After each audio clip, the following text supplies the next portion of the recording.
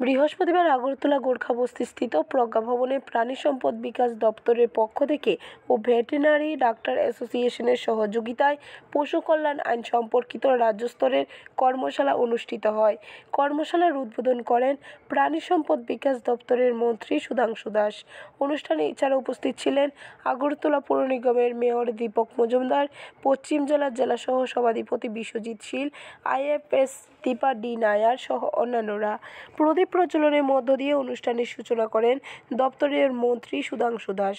তিনি বলেন, ভারত সরকারের পশু আইন সম্পর্কিত সচেতনমূলক বিষয়ে রাজ্যভিত্তিক এক কর্মশালার আয়োজন করা হয়েছে। এই কর্মসূচির মধ্য দিয়ে পশু আইন সম্পর্কে সচেতন করা হবে।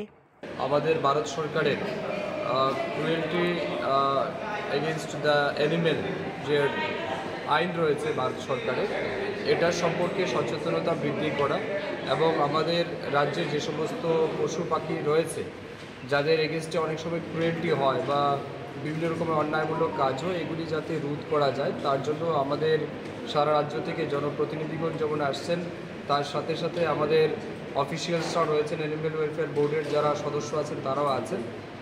আমরা চাই এই রাজ্যের মানুষ যেভাবে সহানুভূতি পায় অন্যের কাছ থেকে, ঠিক তেমনি পশুদেরও তারাও তাদের জীবনকে সুরক্ষার জন্য যাতে কোনো রকমের ক্রুয়েলটি তাদের প্রতি না হয়, নিষ্ঠুরতা না হয়, তার জন্য আমরা পদক্ষেপ নিচ্ছি। এবং ব্যুরো রিপোর্ট, খবর ত্রিপুরা।